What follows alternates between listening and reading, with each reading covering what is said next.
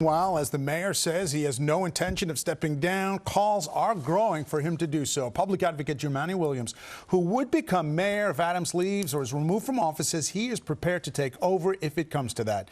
Eyewitness News reporter Lindsay Tuchman live in Lower Manhattan with more on that part of the story. Lindsay. David, we are hearing plenty of calls for Mayor Adams to resign. Others, though, many others, in fact, are refraining from doing so at this point, giving Adams a few days to perhaps assess the situation before coming to a decision. But most local leaders that we spoke to say that the priority is making sure New York City's government continues running smoothly. I think that the indictment is a very painful read.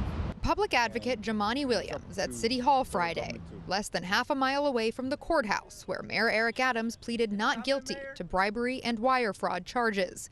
If the mayor were to resign or be removed from office, Williams is next in line to take over, a role he says, as public advocate, he's always prepared for. It's not something I want to happen because that means that the city is in a space of confusion and chaos. So it's not something you want to happen, but you have to be prepared for it to happen. And I think in the past few weeks we've had some more pointed conversations about what that might look like.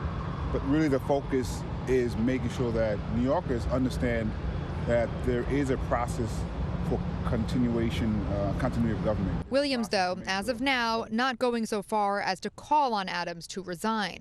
Neither is Governor Kathy Hochul yet, but she does have the power to remove the mayor from office. In a statement, she said, quote, "While I review my options and obligations as the governor of New York, I expect the mayor to take the next few days to review the situation and find the appropriate path forward."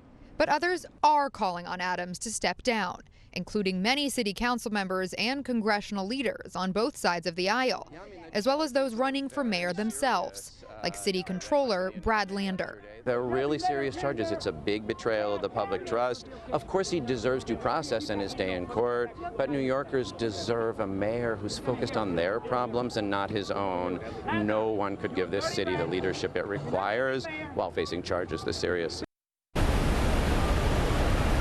Now, once again, despite the severity of the charges against him, Mayor Adams still says he has no plans to step down and is committed to serve the city of New York. Live outside City Hall, Lindsay Tuchman, Channel 7 Eyewitness News.